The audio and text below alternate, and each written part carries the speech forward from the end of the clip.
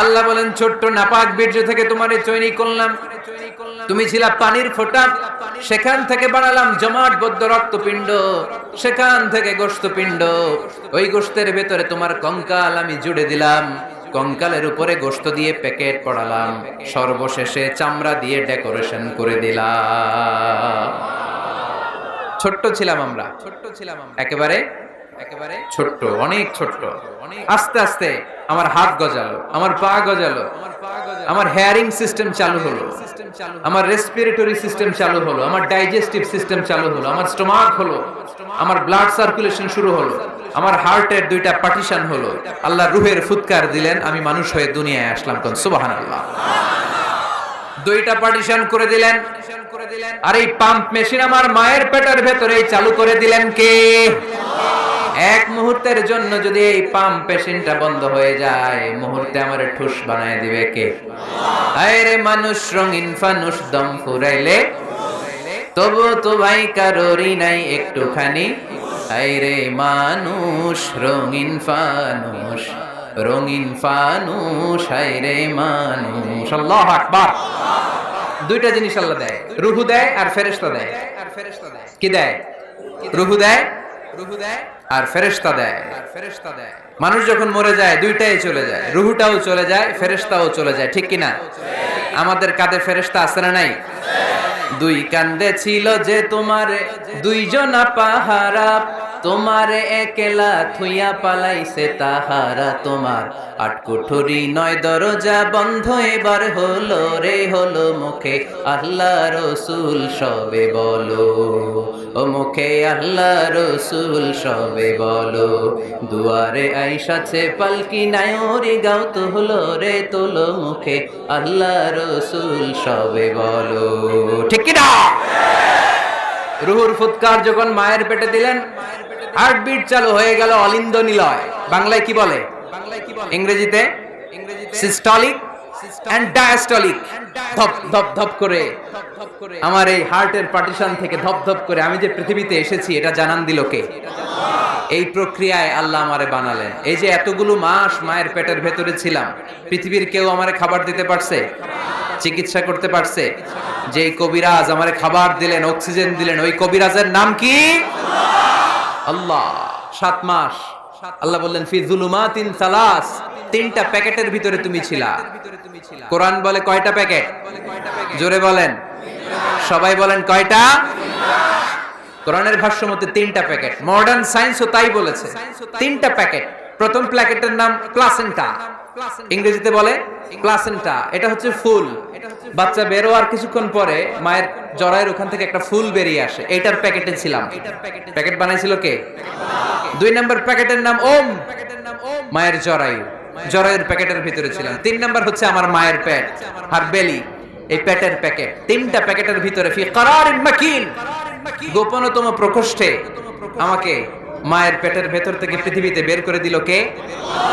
কত ক্ষুদ্র ছিলাম, সেখানে আমি বিজয়ী হয়েছি, ঠিক কিনা? এই যে লাম, তারা প্রমাণ করেছে যে অণুবীক্ষণ যন্ত্র দিয়ে তারা দেখেছে 1 ফোঁটা বীর্যের ভেতরে 20 কোটি শুক্রাণু যদি না থাকে, তাহলে ওই ফোঁটা শুক্রাণু থেকে মায়ের গর্ভে কোনো সন্তান জন্ম লাভ করে না। কয় কোটি? আমি ওই 20 কোটি শুক্রাণুর একটা, আপনি ওই 20 কোটি শুক্রাণুর একটা, ঠিক কিনা? তার মানে মহা একটা যুদ্ধ হয়েছিল তখন ডিম্বাণুর ভেতরে আঘাত করার জন্য। সেই যুদ্ধে 19 কোটি 99 লক্ষ 99,999 শুক্রাণুকে পেছনে ফেলে ওই খেলায় চ্যাম্পিয়ন হয়েছিলাম আমি। চিল্লায় বলেন ঠিক কিনা? ওই দিন মায়ের পেটে যে আমার অস্তিত্বের জানান আমি দিয়েছিলাম, তখন আমার হাত ছিল নাকি? পা ছিল? দাদা ছিল? দাদি ছিল? টাকা ছিল? ব্যাংক ব্যালেন্স ছিল? কিছুই ছিল না। তখন আমি বিজয়ী হয়েছি। তখনও যখন আমি বিজয় লাভ করতে পেরেছি, এই দুনিয়ার বুকে এসেও আমাদের বিজয় কেউ ঠেকায় রাখতে পারবে না। চিল্লায় বলেন ঠিক কিনা? আমরা বিজয় করতে এসেছি, যাই করব আমরা ভালোভাবে করব, এটা ইসলামের শিক্ষা, ঠিক কিনা? কাজ ছোট হোক বড় হোক, ভালো করলে সওয়াব আছে না নাই? যে কোনো কাজ করো না ভাই, যে কোনো কাজ করো, তা যেন হয় সবার চেয়ে সবচেয়ে সুন্দর। যে কোনো কাজ করো না ভাই, যে কোনো কাজ করো, তা যেন হয় সবার চেয়ে সবচেয়ে সুন্দর। হোক না সেটা পড়ালেখা, রঙের ভাষায় ছবি আঁকা, হোক না সেটা সামান্য কাজ কিংবা মহত্তর, তা যেন হয় সবার চেয়ে সবচেয়ে সুন্দর। আলহামদুলিল্লাহ পড়ো। কাজ ছোট হোক কিংবা বড় হোক, এটা ভালো করে করতে বলছে কে? ভালো করে করলে ওই কাজে বরকত দিবে কে? কাজে কোনো লজ্জা আছে? শ্রমে কোনো লজ্জা আছে? চাকরি ব্যবসায় কোনো লজ্জা আছে? লজ্জা অলসতায়। লজ্জা কিসে? মাতোয়াইলের ছেলেরা মনে থাকবে, কাজে লজ্জা পাওয়া যাবে। Never under estimate any job, big or small. ছোট হোক বড় হোক, কোন চাকরিকে নাক ছিটকানো যাবে না। কাজ করে বেঁচে থাকতে হবে, এটাই ইসলামের শিক্ষা, ঠিক কিনা? তাহলে এই এমব্রায়োলজির এই সংক্ষিপ্ত পরিসরের যে আলোচনা, এটাতে আমরা বুঝলাম সায়েন্স যা বলেছে তার সবটুকুন কোরআনের সাথে মিল আছে না নাই? কোনো অমিল আছে? যদি কোনো অমিল তারা খুঁজে পায়, দে হ্যাভ টু ওয়েট। সায়েন্সের কি করতে হবে? অপেক্ষা করতে হবে। কারণ শুরুতে যা বলেছে এটা মনে রাখতে হবে কিন্তু, কারণ সায়েন্সের মূল থিওরি, সায়েন্সের কোনো থিওরি ফাইনাল না। আর কোরআনের মূল থিওরি, কোরআন যাই বলেছে তার সবটাই ফাইনাল। চিল্লায় বলো ঠিক কিনা? এবার দেখি হিউম্যান অ্যানাটমি নিয়ে কোরআন আমাদেরকে কি শুনিয়েছে। কোরআন আমাদেরকে শুনিয়েছে যে আমাদের দেহের প্রতিটা অঙ্গের ব্লুপ্রিন্ট আল্লাহর কাছে আমাদের যে আমলনামা সেখানে আছে না নাই? আয়াহসাবুল ইনসানু আল্লান নাজমা'a 'ইযামা বালা কাদিরিনা আলা আন নুসাউইয়া বানানা। কোরআন আমাদেরকে বলল, রব্বুল আলামিন ইরশাদ করেছেন, মানুষ কি মনে করেছে নাকি কিয়ামতের দিন তাকে জমিন থেকে উঠাতে আমি আল্লাহর কষ্ট হয়ে যাবে? না না, শুধু তাকে উঠানোটাই আমার জন্য ব্যাপার না, তাকে তো আমি উঠাবো তার হাতের আঙ্গুলের ফিঙ্গারপ্রিন্ট গুলো সহ উঠাবো। সুবহানাল্লাহ। নুসাউইয়া বানানা, বানান মানে আঙ্গুলের এই টিপ, এটার ইংরেজিতে কি বলে? টিপ বা প্রিন্ট, ফিঙ্গার টিপ বা ফিঙ্গারপ্রিন্ট। যারা সিগনেচার করতে জানে না তারা কি দেয়? টিপ সই দেয় কি দেয় না? 1880 সালের আগে মানুষ জানতোই না এখানে যে টিপ আছে একটা, আমার এই আঙ্গুলের ফিঙ্গারপ্রিন্টের সাথে এইটা মিলে না, এটার সাথে এটা মিলে না, এটার সাথে এটা না, এটার সাথে এটা না, এটার সাথে আবার এটা মিলে না, হাতের গুলার সাথে আবার পায়ের গুলা মিলে না। 1880 সালে ফ্রান্সের একজন সায়েন্টিস্ট নাম ফ্রান্সিস গ্যালটন, উনি আবিষ্কার করেছেন যে মানুষের হাতে রেখা আছে, এটাকে বলে ফিঙ্গারপ্রিন্ট। একটা রেখার সাথে আরেকটা রেখার কোনো মিল নাই। আবার পায়ের যে রেখা, এটাকে আবার ফিঙ্গারপ্রিন্ট বলে না, ওটার বলে ফুটপ্রিন্ট। ওটার কি বলে? শ্রীলঙ্কা একটা পাহাড় আছে, তোরা বলে ওইখানে আদম আলাইহিস সালামের ফুটপ্রিন্ট আছে, পায়ের ছাপ। এটা সত্যি কি মিথ্যা আমরা জানি না, ইতিহাসে পাওয়া যায়। তবে সত্য যে তথ্যটা আমরা জানি, কাবা ঘরের পাশে সাইয়েদনা ইব্রাহিম আলাইহিস সালামের ফুটপ্রিন্ট সংরক্ষণ করে রেখেছেন কে? ওয়াত্তাখিযু মিন মাকামি ইব্রাহিম মুসাল্লা। সাইয়েদনা ইব্রাহিম ওই পাথরের উপর দাঁড়িয়ে কাবা ঘর নির্মাণ করতেন। যতটুকু ওঠা লাগতো এসকালেটরের মতো, লিফটের মতো উপরে উঠে যেত। আবার নিচে নামার দরকার হলে মুহূর্তের মধ্যে এসকালেটরের মতো ওই পাথরটা নিচে নেমে যেত। চিল্লায় পড়ি সুবহানাল্লাহ। আবার প্রাণীদের সংখ্যা শনাক্তকরণের জন্য এই ফুটপ্রিন্ট লাগে। যেমন সুন্দরবনে বা অ্যামাজন জঙ্গলে বাঘ কয়টা আছে গুনতে হবে। বাঘ শুমারি হয়, আমাদের হয় আদমশুমারি। আমাদের কি হয়? আর আমাদের সুন্দরবনে কি হয়? বাঘ শুমারি। তো বাঘ গুনবে কিভাবে? কাছে যে এমনি গুনবে, বাঘ মামা 1, বাঘ মামা 2, বাঘ মামা 3, আর বাঘ আপনারা ছেড়ে দিবে নাকি? এমনি গনে? ওখানে আসলে বাঘ মামার কাছে যাওয়া যায় না, তাহলে খবর আছে। ওখানে বাঘের পায়ের ছাপ দেখে বাঘশুমারি হয়, কারণ একটা বাঘের পায়ের ছাপের সাথে আরেকটা বাঘের পায়ের ছাপের কোনো মিল না। কারিগরটার নাম কি? ফ্রান্সিস গ্যালটন 1880 সালে আবিষ্কার করলেন যে একটার সাথে আরেকটার মিল নাই। 1880 সালের আগে পৃথিবীর কেউই জানতো না এই জায়গায় এই কারিশমা আছে। কেউ জানতো? কিন্তু 1400 বছর আগে কোরআনের মধ্যে বলে দিয়েছে কে? আয়াহসাবুল ইনসানু আল্লান নাজমা'a 'idama বালা কাদিরিনা আলা আন নুসাউইয়া বানানা। মানুষ কি মনে করেছে নাকি মানুষ মরে যাবে, হাড়গোড় পচে যাবে, তারে আমি উঠাতে পারবো না? আর তোরে তো আমি উঠাবোই, তোর ফিঙ্গারপ্রিন্ট সহকারে উঠাইয়া দেবো। এখন সব জায়গায় এটা লাগে। সিম যারা কিনতে যান, সিম গ্রামীণের সিম কিনতে গেলে লাগে না? এটাকে বলে বায়োমেট্রিক অথেন্টিকেশন। সিম কিনতে লাগে, ইমিগ্রেশন পাস করবেন ফিঙ্গারপ্রিন্ট লাগে, এমবাসিতে লাগে, ব্যক্তি শনাক্তকরণের জন্য। কিরে ভাই, এই পিছন থেকে ধাক্কা দিচ্ছ তোমরা এখনো না? আর আসবো না তাইলে মাতো এলে আমি আসবো না। এরকম দেখলো তার বাংলাদেশি আসবো না।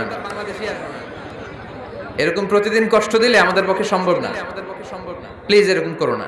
তোমাদেরকে কোরআনের জন্য ভালোবাসি। একটু দাঁড়াও, কয়েক মিনিটের মধ্যে আমি শেষ করে দিচ্ছি।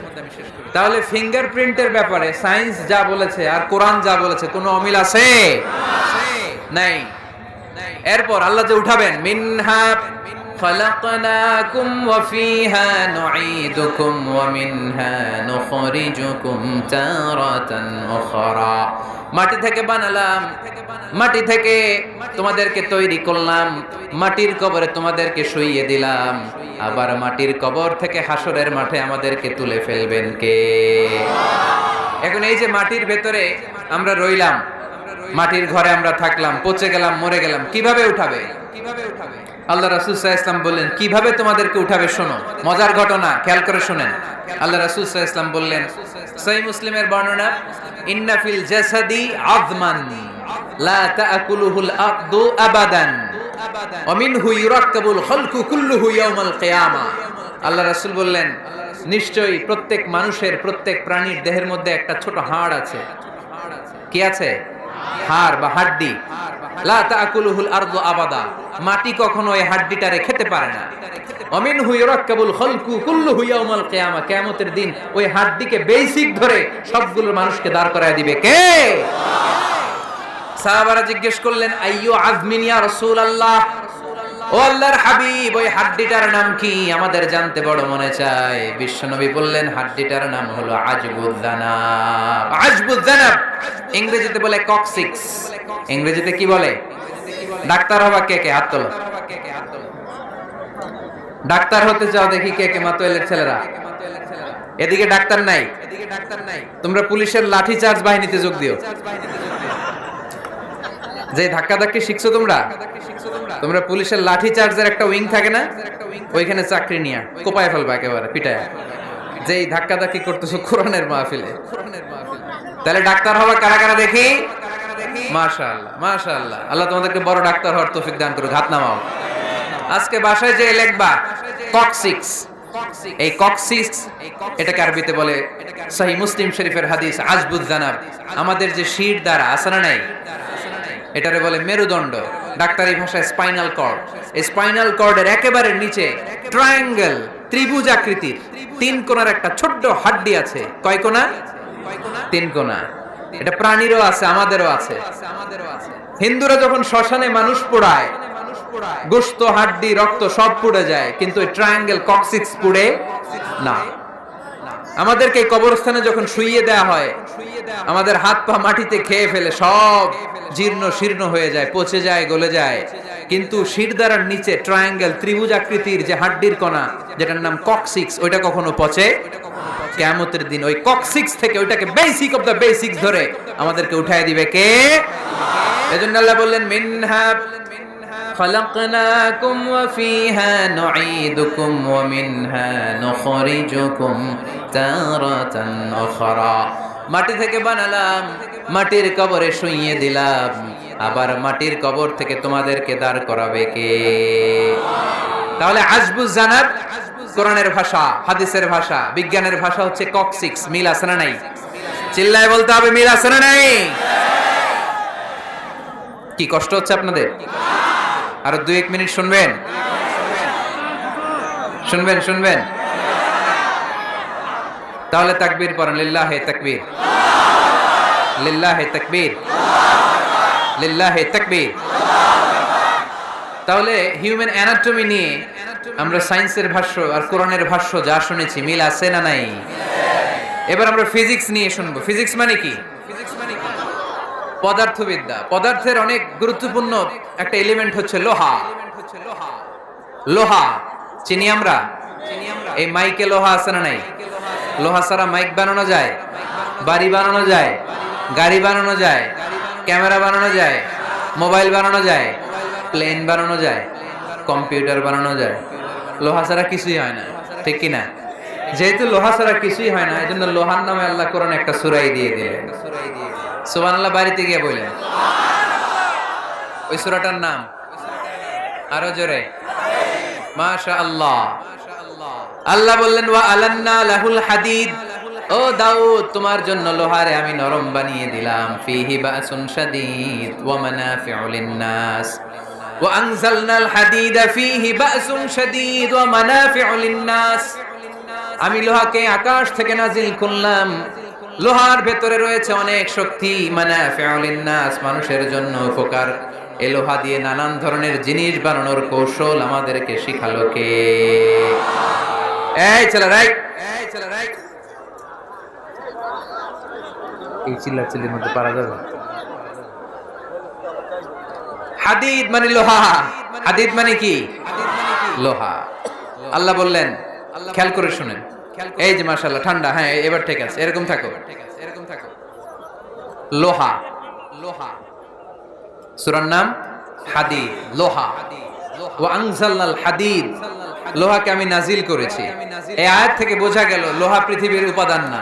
চাচা, ওয়া আনজালনাল হাদিদ, লোহাকে আমি নাজিল করেছি। আকাশ থেকে বৃষ্টি নাজিল করে কে? এই কোরআনকে নাজিল করছে কে? নাজিল কি উপরের থেকে হয় না নিচ থেকে? তার মানে ওয়া আনজালনাল হাদিদ, লোহাকেও আল্লাহ এইভাবে নাজিল করছে। কোরআন যেমনি উপর থেকে নিচে, ফ্রম আপ টু ডাউন, বৃষ্টি যেমনি উপর থেকে নিচে, তেমনি লোহাকেও উপর থেকে নিচে নাজিল করেছে কে? কোরআনের এই আয়াত থেকে বোঝা যায় লোহা পৃথিবীর উপাদান নয়, লোহা নিশ্চয়ই বাইরে থেকে এসেছে। সায়েন্স বর্তমান সময়ে এটাই বলছে, চিল্লায় কোন সুবহানাল্লাহ। সায়েন্স বলছে লোহার একটা মলিকিউল তৈরি করতে যে টেম্পারেচার বা তাপ লাগে, এটা পৃথিবী তো দূরের কথা, সূর্যের ভেতরেও নাই। 1 কোটি ডিগ্রি সেলসিয়াসের তাপমাত্রা ছাড়া লোহার কোনো অণু পৃথিবীতে তৈরি হওয়া সম্ভব না। চিল্লায় বলো ঠিক কিনা? এত বেশি তাপমাত্রা, সৌরজগতের সব গ্রহ নক্ষত্রের তাপমাত্রা একসাথে মিলালেও চলবে না। তার মানে কোরআন যা বলেছে আর সায়েন্স যা বলেছে মিল আছে না নাই? এরপরে কোরআন পাহাড়ের ব্যাপারে বলেছে, ওয়াজআলনাল জিবালা আওতাদা, আমি পাহাড়গুলোরে পেরেকের মতো জমিনে ঢুকিয়ে দিয়েছি। সুবহানাল্লাহ। তাহলে পাহাড়কে আল্লাহ তাআলা পেরেকের সাথে তুলনা করলেন। কিসের সাথে? পেরেক চিনেন? সবাই চিনেন? মাতোয়াইলে আছে পেরেক। কি করে পেরেক দিয়ে? কাঠের ভিতরে ঠুকে না, দেয়ালে ঠুকে। তাহলে আল্লাহ পাহাড়গুলোর বললেন পেরেক। আচ্ছা, পেরেক যখন আমরা কাঠের ভিতরে ঢুকাই, পুরো পেরেকটা কাঠের ভিতরে ঢুকে যায়, উপরে শুধু কি থাকে? মাথাটা থাকে, ঠিক কিনা? তার মানে আমরা যে পাহাড় দেখতে পাচ্ছি এটা পাহাড়ের মাথা। পুরো পেরেক যেমনি কাঠের ভিতরে, পুরো পাহাড়টা আছে মাটির ভিতরে। চিল্লায় পড়ে আল্লাহু আকবার। জমিনে আমরা দৃশ্যমান এই পৃথিবীতে খালি চোখে যে পাহাড় দেখতে পাই, এটা আসল পাহাড় না, এটা পাহাড়ের মাথা। যেমনি পেরেক যখন কাঠের ভিতরে ঢুকে দেই, পুরো পেরেকটা কাঠের ভিতরে ঢুকে যায় কি যায় না? পেরেক নিয়ে যখন আমি হাতুড়ি দিয়ে মারলাম, পুরো পেরেকটা কই যায়? কাঠের ভিতরে, তাই না? তার মানে খালি চোখে যে পাহাড় দেখি, এটা পেরেকের মাথা যেমনি একটু দেখা যায়, এটা পাহাড়ের মাথা। আসল পাহাড় মাটির ভেতরে, উপরে যদ্দূর দেখা যায় তার কমসে কম 10 গুণ পাহাড় মাটির ভিতরে রেখে দিয়েছে কে? এজন্য আল্লাহ উপমাটা, মেটাফরিকটা এইভাবে দিলেন, ওয়াজআলনাল জিবালা আওতাদা, এই পাহাড়কে, মাউন্ট এভারেস্টকে, আলাস্কা পর্বতমালাকে, আল্পস পর্বতমালাকে, এই গারো পাহাড়কে, এই কেউকারাডাঙ্গার তাজিংডং বিজয়কে আমি পাহাড়ের মতো জমিনের মধ্যে গেড়ে দিয়েছে। চিল্লায় পড়বো সুবহানাল্লাহ। আবার আল্লাহ বললেন, ওয়া মিনাল জিবালি জুদাদুম বীদু ওয়া হুমরুম মুখতালিফুন আলওয়ানুহা ওয়া গরাবিবু সুদ পাহাড়ের মধ্যে কোন পাহাড় আমি বানিয়েছি ধবধবে শুভ্র সাদা, কোন পাহাড় আমি বানিয়েছি রক্তিম লাল, কোন পাহাড় আমি বানিয়েছি কুচকুচে কালো। 3 কালারের পাহাড়। কয় কালারের? মৌলিক ভাবে ধবধবে শুভ্র সাদা পাহাড়, অথবা রক্তিম লাল পাহাড়, অথবা কুচকুচে কালো পাহাড়। আপনি পৃথিবীর পাহাড়গুলো নিয়ে যদি গবেষণা করেন বিভিন্ন রঙের পাহাড় আপনি দেখবেন। আমি তো পৃথিবীর অনেক জায়গায় পাহাড় দেখেছি। মিশরে আমি তুর পাহাড়ের চূড়ায় উঠেছি। ওখানে যেখানে মুসা আলাইহিস সালামের কাছে আল্লাহ নূরের তাজাল্লি দিয়ে ফোকাস করেছেন, পাহাড়টার নাম তুর পাহাড়। 2 বার আমি উঠেছি এটার চূড়ায়। উঠতে আমার অনেক কষ্ট হয়েছে। ওখানে উঠে ফজরের সালাত পড়ে আমি খেয়াল করে দেখলাম তুর পাহাড়ের আশেপাশের পাহাড়গুলো কোনোটা খয়েরি, কোনোটা কালো, কোনোটা লাল, কোনোটা ধূসর। আল্লাহু আকবার। এক এক পাহাড়কে এক এক রং দিয়ে তৈরি করলো কে? পৃথিবীতে চায়না নামে একটা দেশ আছে না? চায়না একটা শহর আছে গানজু। কি নাম? আজকে যে গুগল করবা the গানজু city located in China, চায়নাতে অবস্থিত গানজু শহরে একটা পাহাড় আছে। এই পাহাড়ের নাম রেইনবো মাউন্টেন। কি নাম? মানে রংধনুর পাহাড়। রংধনুর কয় রং? সবাই কন আরো জোরে। 7 রং না? আমরা ছোটবেলায় মুখস্থ করতাম বেনিয়া সহকলা, বেনিয়া সহকলা। এই 7 রঙের পাহাড় ওখানে দেখা যায়। এক জায়গায় 7 রঙের পাহাড়। সুবহানাল্লাহ কইতে পারলেন না? মজা করে বানালো কে? সুনানে তিরমিজি আর মুস্তাদরাকে হাকিম, মুসনাদে আহমদ ইবনে হাম্বলের হাদিস। আল্লাহ যখন পৃথিবী বানালেন, এই পৃথিবীটা ঘোরার পাশাপাশি কাঁপাকাঁপি শুরু করে দিল। এই পৃথিবীর কাঁপাকাঁপি বন্ধ করার জন্য রব্বুল আলামিন পৃথিবীর মধ্যে পাহাড় গেড়ে দিলেন। 7টা tectonic plate, 7 tectonic plates creates the mountain range on earth. 7টা টেকটনিক প্লেট আল্লাহ দিলেন। পৃথিবী সৃষ্টি করার পরে পৃথিবী কাঁপে। আল্লাহ পাথর দিয়ে পেরেক মারলেন, পৃথিবী আর কাঁপে না। সুবহানাল্লাহ কোন? ফেরেশতারা দেখে তো অবাক। ফেরেশতারা বলে আল্লাহ পাহাড়ের এত শক্তি, পাহাড় গেড়ে দিলেন পৃথিবীতে আর পৃথিবী কাঁপে না। হাল মিন খালকিকা আশাদ্দু মিনাল জিবাল। আল্লাহ আপনার সৃষ্টির মধ্যে পাহাড়ের চেয়ে শক্তিশালী কি কিছু আছে? আল্লাহ বললেন নাআম, আছে। আল হাদিদ, লোহা। লোহা পাহাড়ের চেয়ে শক্তিশালী, কারণ লোহা পাহাড়ে মারলে পাহাড় ভেঙে যায়। ঠিক কিনা? ফেরেশতারা আরো অবাক, লোহা এত শক্তিশালী। হাল মিন খালকিকা আশাদ্দু মিনাল হাদিদ। আল্লাহ তাহলে লোহার চেয়ে শক্তিশালী মনে হয় কিছু নাই, আছে? আল্লাহ বললেন নাআম, আছে। আন্নার, আগুন, কারণ আগুনের মধ্যে লোহা ফেলে দিলে লোহা গলে যায়। ঠিক কিনা? ফেরেশতারা তো আরো অবাক। ফেরেশতারা বলে তাই নাকি? আগুন এত শক্তিশালী, তো হাল মিন খালকিকা আশাদ্দু মিনান নার। আল্লাহ আপনার সৃষ্টিতে আগুনের চেয়ে শক্তিশালী কিছু আছে? আল্লাহ বলে আছে। আলমা, পানি, কারণ আগুনের মধ্যে পানি ঢাললে আগুন পাওয়া যায়।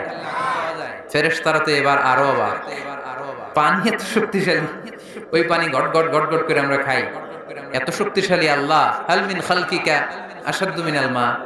আপনার সৃষ্টিকুলের মধ্যে পানির চাইতে শক্তিশালী কি কিছু আছে? আল্লাহ বলে আছে। সেটা আবার কি? আল্লাহ বলে আর রিহ, বাতাস। বাতাস যখন সাগরের পানির মধ্যে উচ্ছ্বাস মারে তখন এটা জলোচ্ছ্বাস হয়ে যায়। ঠিক কি না? বাতাসের ধাক্কায় পানি জলোচ্ছ্বাস হয়ে এক জায়গা থেকে আরেক জায়গায় যায়। আল্লাহ বললেন পানির চাইতেও শক্তিশালী সৃষ্টি আমার আছে, ওইটার নাম বাতাস। ফেরেশতারা অবাক হয়ে আবার জিজ্ঞেস করে আল্লাহ আপনার সৃষ্টিকুলের মধ্যে বাতাসের চাইতেও শক্তিশালী কিছু আছে কিনা বলেন। আল্লাহ বললেন আছে। বাতাসের চাইতেও শক্তিশালী হলো আমার আশরাফুল মাখলুকাত মানুষ। মানুষ শক্তিশালী, ওই মানুষ যে মানুষ গোপনে দান করে। গোপনে আল্লাকা সিররুন ইনদাল্লাহ বাইনাকা আনতা ওয়া বাইনাল্লাহ। আল্লাকা সাদাকাতুন তাখফা লা ইয়ালামুহা ইল্লাল্লাহ। আল্লাকা সিররুন ইনদাল্লাহ বাইনাকা আনতা ওয়া বাইনাল্লাহ। আল্লাকা সাদাকাতুন তাখফা লা ইয়ালামুহা ইল্লাল্লাহ। পড়তে হবে আল্লাহু আকবার। গোপন দান যিনি করে তিনি সবচাইতে শক্তিশালী। ঠিক কি না? এজন্য মাতুয়াইলের ভাইরা গোপন দান করতে রাজি আছেন নাকি? অমুক ভাই বিশিষ্ট সমাজ সেবক 2 লক্ষ টাকা, বলেন মারহাবা। এইভাবে দান করবেন। মারহাবা করলেও আসি, না কইলেও আসি, ঠিক কিনা? মারহাবা যদি বলে দেন, সমস্যা নাই। মারহাবা না বললেও দিবেন। তাহলে খুশি কে? বেশি খুশি হয় যখন লুকায় লুকায় দেন, নাম না জানায় দেন। ওই দান আল্লাহ এমন ভাবে কবুল করে, ওই দানের কারণে 7 শ্রেণীর ব্যক্তিকে আল্লাহ আরশের নিচে ছায়া দিবে। যেদিন কোনো ছায়া পাওয়া যাবে না, ওই দিন ওই ব্যক্তিকে আল্লাহ টেনে আরশের ছায়ার নিচে বসিয়ে দিবে। তাহলে কোরআন পাহাড়ের কথা যা বলেছে, বিজ্ঞানে ওই কথা আছে না নাই? এরপর কোরআন বলেছে, আলাম তারা আন্নাল্লাহ ইউসজি সাহাবান সুম্মা ইউআল্লিফু বাইনাহু সুম্মা ইয়াজআলুহু রুকামান ফাতারাল ওয়াদকা ইয়াখরুজু মিন খিলালিহি। আল্লাহ সাগরের পানিগুলোরে তারায় মেঘ বানায়, আকাশে নেয়, বৃষ্টি নাজিল করে। এটাকে বলে, সায়েন্স এটার নাম দিয়েছে ওয়াটার সাইকেল বা হাইড্রোলজিক্যাল সাইকেল। এটাই আল্লাহ কোরআনে এইভাবে বলেছে, আলাম তারা আন্নাল্লাহ ইউসজি সাহাবা। তোমরা কি দেখো না সূর্যের তাপে বাষ্প হয়ে, গ্যাস হয়ে পানিগুলো উপরে ওঠে। যারা বিমান দিয়ে ফ্লাই করেন তারা বিমানের জানলার পাশে সিট পেলে দেখেন নাই কিভাবে মেঘমালাগুলো বিমানের সাথে খেলা করে? এগুলো তৈরি করছে কে? তার মানে কোরআন যা বললো বিজ্ঞান তাই বলে। সানশাইন, সূর্যের প্রখর তাপে পানিগুলো বাষ্প হয়ে উপরে যায়, ঘনীভূত হয়, কনডেনসেশন, কনডেন্সড হয়, ঘনীভূত হয়, মেঘমালা হয়। ওই মেঘ থেকে ঝিরি ঝিরি ঝিরি ঝিরি বৃষ্টি নাজিল করে কে? আমাদের ফসল খেতে গরু যদি খাইতে আসে, আমরা তারাই না? আল্লাহ কয়, তুই তোর ফসল ক্ষেত বাঁচানোর জন্য গরু তারাস, আমি তো আকাশে মেঘ তারাই। তোর এখান থেকে যে ফসল আসে, এখানে ফসল উৎপাদনের জন্য পরিশ্রম তুই একা করস নাই, আমারও পরিশ্রম আছে। তুই দুনিয়ার জমিনে ছাগল তাড়িয়ে দিস, মেঘ তাড়িয়ে দিস, আমি আল্লাহর আদেশে আকাশের মেঘগুলো আমি তাড়িয়ে তোর ক্ষেতের উপরে, ফসল ক্ষেতের উপরে নিয়ে বৃষ্টি নাজিল করে আমি সবুজ শ্যামল ফসল ক্ষেত দিয়েছি। তার মানে সায়েন্স যা বলেছে আর বিজ্ঞান যা বলেছে, মিল আছে না নাই? আকাশে মেঘমালা দেখলে বিষ্ণু ঈসা ইসলাম ভয় পেয়ে যেতেন, দোয়া পড়তেন, আল্লাহুম্মা সাইয়্যিবান নাফিআ, আল্লাহ উপকারী বৃষ্টি দেন। বৃষ্টি দেখলে, মেঘ দেখলে আল্লাহ রাসূল পেরেশান, একবার ঘরের ভিতরে আরেকবার বাইরে, একবার ভিতরে আরেকবার বাইরে। আম্মা জান বলতেন, ইয়া রাসূলুল্লাহ, আকাশে মেঘ দেখলে আপনি পেরেশান হন কেন? আল্লাহ রাসূল কেঁদে কেঁদে বলতেন, আয়েশা, আমি জানি না এই বৃষ্টি আর তুফান থেকে মদিনায় সজীব শ্যামল ঘাস লতা পাতা জন্মাবে, নাকি এর মধ্যে থেকে বজ্রপাত এসে আমাদের পাপের কারণে আল্লাহ মদিনাটারে জ্বালিয়ে দিবে। আমি জানি না। আমরাও যে আকাশে মেঘমালা দেখি, আমরা কি জানি এটা কি রহমতের মেঘ না আযাবের মেঘ? জানি আমরা। তারপরও বৃষ্টি আসলে আমাদের গান আছে না নাই? বৃষ্টি আসলে দেখবেন গান লাগায় দেয়। বৃষ্টি পরে টাপুর টুপুর, ওই কয় পায়ে দিয়ে সোনার নুপুর, সব মুখস্থ। এগুলো করা যাবে না। বৃষ্টি দেখলে দোয়া পড়তে হবে, আল্লাহুম্মা সাইয়্যিবান নাফিআ, আল্লাহুম্মা আসকিনা গাইসান মুগীসান মারিআন মারিআন নাফিআন গায়রা দার আজিলান গায়রা আজিল। আল্লাহ, এই মেঘমালা থেকে এমন বৃষ্টি দাও যে বৃষ্টি আমাদের জন্য কল্যাণকর, যে বৃষ্টিতে ঘাস লতা পাতা জন্মায়, যে বৃষ্টিতে আমাদের গবাদি পশুর জন্য রিজিক থাকে। কল্যাণকর বৃষ্টি দাও আল্লাহ, ক্ষতিকর বৃষ্টি দিও না, তাড়াতাড়ি দাও, দেরি করো না। চিল্লায় পড়েন আমিন। আল্লাহর হাবিব বললেন, মুস্তাদরাকে হাকিমের হাদিস, সিনতান লা তুরাদ্দান, দুই দোয়া আল্লাহ কখনো ফিরিয়ে দেন না। কয় দোয়া? এক হচ্ছে ইনদান নিদা, আজানের পরে যে দোয়াটা করা হয়, আজান আর ইকামতের মাঝখানে দোয়া, আজানের সময় দোয়া, এই দোয়া আল্লাহ ফিরিয়ে দেয়, একটা গেল। দুই নাম্বার হচ্ছে তাহতাল মাতার, বৃষ্টির নিচে দাঁড়িয়ে দোয়া করলে ওই দোয়া কবুল করে কে? আর আমরা বৃষ্টির নিচে দাঁড়িয়ে আঁকা বাঁকা মেঠো পথে কোন রূপসী হেঁটে যায়, আছে না নাই? বৃষ্টি আসলে আমরা ভাবুক হয়ে যাই, দরজা জানলা বন্ধ করে দিয়ে অনেকে গান বাজনা ছেড়ে দেয়, হিন্দি গান লাগায় দেয়। এই 16 ডিসেম্বরেও দেখলাম কিছু কপাল পোড়া বাংলা দেশাত্মবোধক গানের পরে হিন্দি গান লাগাই দিচ্ছে। কত বড় ডাকাই, কোথায় কি করতে হবে ওইটাও জানে না। সেজন্য বৃষ্টি নাজিল হলে আমরা যেন আল্লাহর কাছে দোয়া করি। বৃষ্টির সময় দোয়া করলে ওই দোয়াটা কবুল করে কে? তাহলে ফিজিক্সের এই পোরশনে আমরা লোহা নিয়ে কথা বললাম, বায়োলজিক্যাল অ্যাসপেক্ট অফ মাউন্টেন্স, পাহাড় নিয়ে কথা বললাম, পানি নিয়ে। এবার আমরা জুলজি নিয়ে কিছু কথা বলে মুনাজাতের দিকে যাব ইনশাআল্লাহ। প্রাণীবিদ্যা, জুলজি মানে কি? প্রাণীর কথা তো আর কোরআনে নাই। প্রাণীর নামে আল্লাহ কোরআনে একটা সূরাই দিয়ে দিয়েছে, সূরাতুল আনআম। আবার 5টা প্রাণীর নামে আলাদা আলাদা সূরা আছে না নাই? সূরাতুল বাকারা, বাকারা মানে সূরাতুল ফিল, ফিল মানে সূরাতুন নামাল, নামাল মানে পিঁপড়া, সূরাতুন নাহাল, নাহাল মানে মৌমাছি, সূরাতুল আনকাবুত, আনকাবুত মানে মাকড়সা। 5টা প্রাণীর নামে কোরআনে সূরা দিছে কে? আবার আল্লাহ বললেন ওয়া ইন্না লাকুম ফিল আনআমি লা'iবরাতান নুসকিকুম মিম্মা ফি বুতুনিহি মিন বাইনি ফারসিন ওয়া দামিন লাবানান খালিসান সাইগান লিশ-শারিবিন।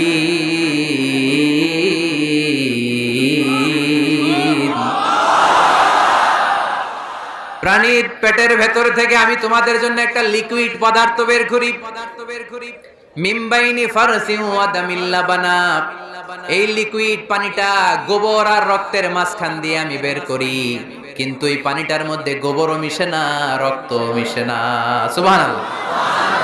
লাবানান খালিসান, এটার নাম ফ্রেশ মিল্ক, এটার নাম সাইগান লিশ-শারিবিন, খেতে খুব সুস্বাদু। সুবহানাল্লাহ পড়েন। মা তো এলে গরু গাবি পালেন নাকি আপনারা? কারা কারা পালেন দেখি? ছাগল পালেন কারা কারা? মা বা'আসাল্লাহু নাবিয়্যান ইল্লা রাআল গানাম। এই দুনিয়ায় এমন কোন নবী নাই যে নবী ছাগল চড়ায় নাই। ছাগল চড়ানো নবীর সুন্নাত। সুবহানাল্লাহ কইলেন না? তাহলে মেকানিজমটা দেখেন, what a brilliant mechanism of discharge in milk from animals body. আল্লাহ বললেন মিমবাইনি ফারসি ওয়া দামিল লাবানা। ফারস মানে গোবর, ফারস মানে দাম মানে রক্ত, দাম মানে তাহলে গরুর পেটের এক লাইনে থাকে গোবর, এক লাইনে আরেক লাইনে রক্ত। গোবরও নাপাক, রক্ত, গোবর খাওয়া হারাম, রক্ত খাওয়া। কিন্তু দুই হারামের মাঝখান থেকে, দুই পচা জিনিসের মাঝখান থেকে, দুই বিদঘুটে জিনিসের মাঝখান থেকে দুধ আমাদের জন্য বের করে দেয় কে? মেকানিজমটা দেখছেন? মিমবাইনি ফারসি ওয়া দামিল লাবানা, একদিকে গোবর একদিকে রক্ত, মাঝখান দিয়ে স্বচ্ছ দুধ। সুবহানাল্লাহ পড়ে। এই দুধ এমন একটা খাবার, এটা খেয়ে হজম করতে পারলে আজীবন বেঁচে যাবে। নিউট্রিশনের যে ইনগ্রেডিয়েন্টস আছে 6টা, পুষ্টি উপাদান 6টাই আছে দুধে। এজন্য আল্লাহ রাসূল সাল্লাল্লাহু আলাইহি ওয়াসাল্লাম দুধ বড্ড পছন্দ করতেন, আর বলতেন আলাইকুম বিআলবানিল বাকার, তোমরা গরুর দুধ খেও। ফাইন্নাহা তুরাম্মু মিনাল আশজার, কেননা গরুর দুধ এটা ঘাস লতা পাতার নির্যাস। গরু কি খায়? ফাস্ট ফুড খায় না? গরু বার্গার খায় না? ফ্রেঞ্চ ফ্রাইজ খায় না? টিক্কা খায় না? চিকেন কাবাব? গরু কি খায়? এই ঘাস খাবেন, মানে শাকসবজি খাবেন। গরু ঘাস খায়, এজন্য গরুর পেট থেকে দুধ বের করে দেয় কে? আলাইকুম বিআলবানিল বাকার, তোমরা গরুর দুধ খেও। কত বড় ডাক্তার ছিলেন বিশ্বনবী মুহাম্মদ সাল্লাল্লাহু আহমদ, বড় বিশ্বস্ত, বিশ্বস্ত ডাক্তার। যেটা খাইতে বলছে ওটা খাইলে কোনো রোগ হবে? সে কোন বন্ধু বলো বেশি বিশ্বস্ত, সে কোন বন্ধু বলো বড় বিশ্বস্ত, কার কাছে মন খুলে দেয়া যায়, কার কাছে প্রাণ খুলে বলা যায়, হওয়া যায় অতি আশ্বস্ত। তার নাম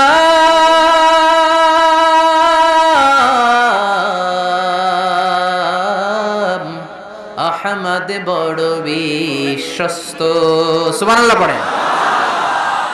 এমন বিশ্বস্ত নবী যেটা খাইতে বলছে ওইটা খাইলে ডাইরেক্ট অ্যাকশন। কালিজিরা খেতে বলতেন, মধু খেতে বলতেন, লাউ খেতেন। লাউ খেলে পেট যত ঠান্ডা থাকে পৃথিবীর কোনো খাবার এত ঠান্ডা হয় না পেট, ঠিক কি না? এজন্য বিশ্বনবী বলছেন আলাইকুম বিআলবানিল বাকার, গরুর দুধ খাবা। ফাইন্নাহা তুরাম্মু মিনাল আশজার, কেননা ঘাস পাতা খেয়ে গরুর ভেতরে আল্লাহ ঘাস পাতার মাধ্যমে দুধ বানায়। আবার বিশ্বনবী বললেন মেরাজের রাতে জিব্রাইল 3টা মগ এনে আমার হাতে দিয়েছিল, এক মগের মধ্যে ছিল পানি, আরেক মগের মধ্যে ছিল মদ, আরেকটা মগের মধ্যে ছিল দুধ। তিনটা দিয়ে আমার টেস্টিং শুরু করে দিছে, টেস্টিং করতেছে। বিশ্বনবী ধরেন তো কোনটা ধরবেন? বিশ্বনবী দুধেরটা ধরলেন, কোন সুবহানাল্লাহ।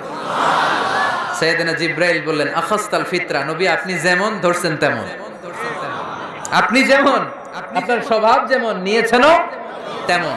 এজন্য দুধ খাবেন, বাচ্চাদেরকে দুধ খাওয়াবেন।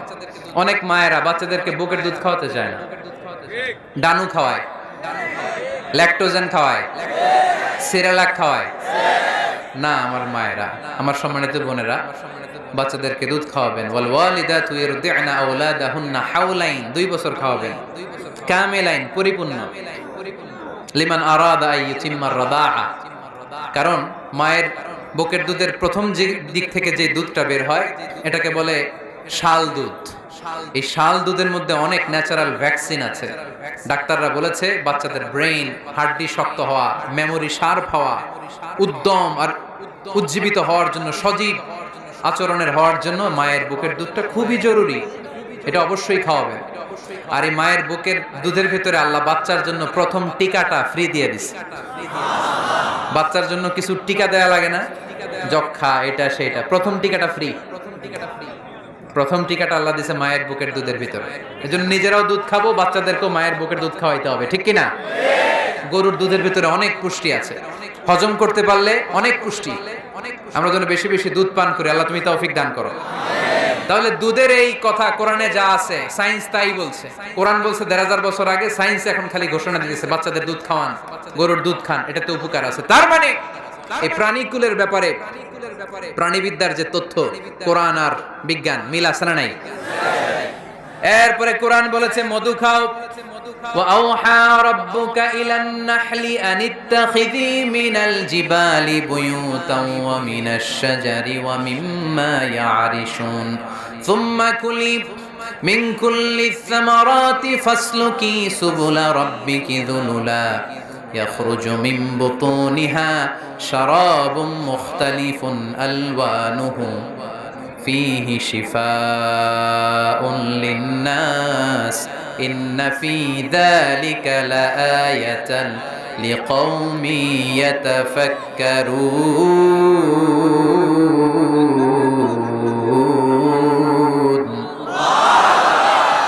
لِقَوْمٍ يَتَفَكَّرُونَ, চিন্তাশীলদের জন্য এই মধুর মধ্যে আল্লাহ চিন্তা রেখে দিয়েছেন। আওহা রাব্বুকা ইলান নাহল, আল্লাহ মধুরে মেসেজ পাঠাইছে। আমরা মোবাইলে কি পাঠাই? এই মেসেজ আমার মোবাইলে আসে, আমার বন্ধু আমারে পাঠাইলে আরেক জায়গায় যায়, শুধু আমিই জানবো। মৌমাছির আল্লাহ যেটা পাঠাইছে এটা মৌমাছি বুঝতে পেরেছে। আনিত্তাখিদি, আল্লাহ অর্ডার করার সময় নারী মৌমাছিকে বলেছে, এটা মুয়ান্নাসের সিগা। আপনারা যারা আরবি জানেন, আলেম ওলামা ইকরাম যারা এসেছেন তারা জানেন ইত্তাখিদ এটা মুযাক্কার, পুরুষের জন্য। ইত্তাখিদি মুয়ান্নাস, নারীদের জন্য। আল্লাহ মৌমাছিকে যখন বলেছেন মৌচাকের বাসা বাঁধো, তখন আল্লাহ পুরুষ মৌমাছিরে বলে নাই, বলছে নারী মৌমাছিকে। কোন মৌমাছিকে? কার্ল ভন ফ্রেশ নামে একজন অস্ট্রিয়ান বিজ্ঞানী, এই সায়েন্টিস্ট গবেষণা করে দেখেছে মৌচাকের বাসার মধ্যে পুরো মৌমাছির সব কার্যক্রমের প্রধান যে থাকে এটা পুরুষ মৌমাছি না, এটা নারী মৌমাছি। সুবহানাল্লাহ, এত আস্তে। অস্ট্রিয়ান এই সায়েন্টিস্ট একটা বই লিখেছে, দ্য ডান্সিং বিজ, কিভাবে ফাসলুকি সুবুলা রব্বিকি যুলুলা। এইখানে মৌচাক আর মধু আনতে যায় 5 মাইল দূরে, এরপরে আবার এই রাস্তাটা চিনে মৌমাছি যা আসে ওরে রাস্তা চিনায় দেয় কে? আল্লাহ সিক্রেট মেসেজ দিয়ে বললেন ইত্তাখিদি, ঘর বানাও। আওহা রাব্বুকা ইলান নাহলি আন ইত্তাখিদি বাইতা, উপরে ঘর বানাও, মিনাল জিবালি বুয়ুতা, পাহাড়ে বানাও, গাছের মগ ডালে বানাও, যাতে পোলাপানরা ঢিল মারতে না পারে। কাছাকাছি নিচু জায়গায় মৌচাকের বাসা হলে পোলাপানরা কি করে? মধু খাওয়ার জন্য ঢিল মারে না? আল্লাহ দেখেন কিভাবে সিক্রেট মেসেজ দিল যে নিচে তুমি তোমার মৌচাকটা করো না, উপরে বানাও। আর আমার দেখা পথ অনুযায়ী তুমি মধু নিয়ে আসো। এটাকে বলে ফ্লাওয়ার নেক্টার, পুষ্পরস। মধু এত ভালো কেন? এর কারণ মৌমাছি যখন পুষ্পরস বা ফ্লাওয়ার নেক্টার সে নিয়ে আসে, সে ফলের রস আনে, সে ফুলের রস আনে, সে বনাজি গাছ থেকে আনে, ঔষধি গাছ থেকে আনে, হার্বাল ট্রি থেকে আনে। এজন্য মধুর চেয়ে ঔষধি গুণ সম্পন্ন কোন ন্যাচারাল লিকুইড পানীয় পৃথিবীতে আবিষ্কার হয় না। চিল্লায় কোন সুবহানাল্লাহ। ফাসলুকি সুবুলা রাব্বিকি যুলুলা, এগোতে থাকো, তারপরে মধুগুলোকে নিয়ে বাসার মধ্যে রাখো। এই আয়াত থেকে প্রমাণ হয় পুষ্পরস সংগ্রহ করে মধু এটাকে খেয়ে ফেলে, এমন না মুখ দিয়ে এনে মৌচাকে রেখে দেয়, না, এটা খেয়ে ফেলে। খেয়ে পেটের ভেতর একটা চেম্বার আছে, আলাদা একটা চেম্বার, ওইখানে এনজাইম দিয়ে এটাকে সমৃদ্ধ করে। তারপর একটা টিউব আছে এটার পেছনে, এই টিউব দিয়ে মৌচাকের ভেতরে মধুকে পৌঁছে দেয় আমাদের জন্য। কোন সুবহানাল্লাহ। এই অস্ট্রিয়ান সায়েন্টিস্ট উনি গবেষণা কইরা অপারেশন করে মৌমাছি কেটে দেখতে পেল মৌমাছির পেটের ভিতরে একটা পাকস্থলী না আমাদের মতো, ওর পেটের ভিতরে আল্লাহ দুইটা পাকস্থলী দিয়েছে। একটা তার নিজের খাবারের পাকস্থলী, আর একটা আমাদের জন্য যে মধু এনে এটাকে এনজাইম লিকুইড দিয়ে সমৃদ্ধ করবে, ওইটার জন্য আরেকটা পাকস্থলী। চিল্লায় পড়তে হবে আল্লাহু আকবার। এজন্য মধু খেতে রাজি আছেন তো?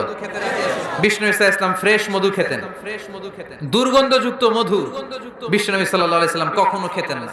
আর বিষ্ণু ঈসা ইসলাম বলতেন আলাইকুম বিশিফাইন, তোমরা দুইটা শিফা নাও। কোরআনে এই মেসেজটা খেয়াল রাখবেন, কোরআনে কালামুল্লাহ মাজিদে দুইটা বিষয়ের ক্ষেত্রে আল্লাহ শিফা শব্দ যোগ করেছেন। এক হচ্ছে স্বয়ং কোরআনের ক্ষেত্রে আল্লাহ বলেছেন এটাতে আছে শিফা, আর মধুর ক্ষেত্রে বলেছেন মধুতে দিয়েছি আমি শিফা। এজন্য বেশি বেশি মধু খাওয়ার দরকার আছে না নেই? কত ধরনের মধু যে পৃথিবীতে পাওয়া যায়, ব্ল্যাক হানি, হোয়াইট হানি, ক্রিমড হানি, অর্গানিক হানি, এগুলো খুঁজে খুঁজে খাবেন। আজকে মধু খাইছেন কে কে দেখি হাত তোলেন। মাশাআল্লাহ, আমিও খেয়ে আসছি আপনাদের সাথে। প্রতিদিন মধু খাইতে হবে শীতকালে। আজকে শীত পড়ছে না অনেক, মধু খেয়ে যদি আপনি কাজ শুরু করে দেন, শীত বাবাজি আপনার কাছে আসতে পারবে। বিষ্ণু ঈসা ইসলাম মধু খেতে আমাদেরকে উৎসাহিত করেছেন। তার মানে এমন বিশ্বস্ত নবী আমার, যেটা খেতে বলেছেন এটা খেলে আমাদেরকে সুস্বাস্থ্য দান করবে কে? তার মানে প্রাণীবিদ্যায় আমরা কোরআন থেকে যে তথ্য পেয়েছি, এই তথ্যের সাথে বিজ্ঞানের তথ্যের মিল আছে না নাই? কোনো অমিল আছে? কিন্তু বিজ্ঞান যদি কোনো অমিল খুঁজে পাওয়া যায়, বিজ্ঞানী বাবাজিদের কি করতে হবে? কি করতে হবে? They have to wait unless they get their final discoveries, the latest and modern invention. তাদের নতুন ইনভেনশন যতক্ষণ না আসে বসে থাকতে হবে, কারণ তোমাদের কথা ফাইনাল না। বিজ্ঞানের সবচেয়ে বড় থিওরি যে বিজ্ঞানের কোনো থিওরি ফাইনাল না, আর কোরআনের সবচেয়ে বড় থিওরি কোরআন যাই বলেছে তাই মনে থাকবে। এজন্য আজকের এই সংক্ষিপ্ত আলোচনা থেকে আমরা বুঝতে পারলাম যে বিজ্ঞান আর কোরআনে কোনো অমিল নেই, আছে শুধু মিল। আমরা আজকে কসমোলজি নিয়ে শুনেছি, মানে সৃষ্টি তত্ত্ব, কিভাবে সৃষ্টি হলো মহাবিশ্ব। এমব্রায়োলজি নিয়ে শুনেছি, কিভাবে আমরা তৈরি হয়েছি, ভ্রূণ তত্ত্ব, হিউম্যান অ্যানাটমি, আমার দেহের নাট বল্টু কোথায় কি আছে। শুনেছি ফিজিক্স নিয়ে পদার্থবিদ্যা, শুনেছি জুওলজি নিয়ে প্রাণীবিদ্যা। এই 5টা পয়েন্টে সংক্ষিপ্ত পরিসরে যা আপনাদেরকে শোনালাম, আরো অনেক আছে, scientific indications, natural phenomena and cosmic symbols. এই 5টাতে আজকে আমরা সায়েন্সের আলোকে প্রমাণ করে দেখাতে পেরেছি যে কোরআনে আর বিজ্ঞানে কোনো অমিল নেই, আছে শুধু সাদৃশ্য। চিল্লায় বলো ঠিক কি না? এজন্য কোনো কিছু যদি বিজ্ঞানী ভাইয়েরা অমিল পান, ওয়েট, বসেন, রিল্যাক্স, চা খান, ঠান্ডা মাথায় চিন্তা করেন, আরো গবেষণা করেন, যে এটা অমিল পাইছেন, গবেষণা বেশি বেশি করলে ওইটাও মিল পেয়ে যাবে, ঠিক কিনা? এজন্য বিজ্ঞানের আবিষ্কার যত বাড়বে, কোরআন বোঝা তত সহজ হবে, ততই সহজ হবে। বিজ্ঞান যত আগাবে, ততই কোরআনের দিকে সেজদায় লুটিয়ে পড়বে। চিল্লায় বলে ঠিক কিনা? আর কোরআন এটা বিজ্ঞানের বই না, এটা কিসের কিতাব? সবাই বলেন। এখান থেকে সমাধান নেওয়ার দরকার আছে না নাই? জীবন সমস্যায় আমরা কোরআন থেকে সমাধান নিব, কারণ কোরআন আমাদেরকে সঠিক জীবন দর্শন শিক্ষা দেয়। আল্লাহ আমাদের সবাই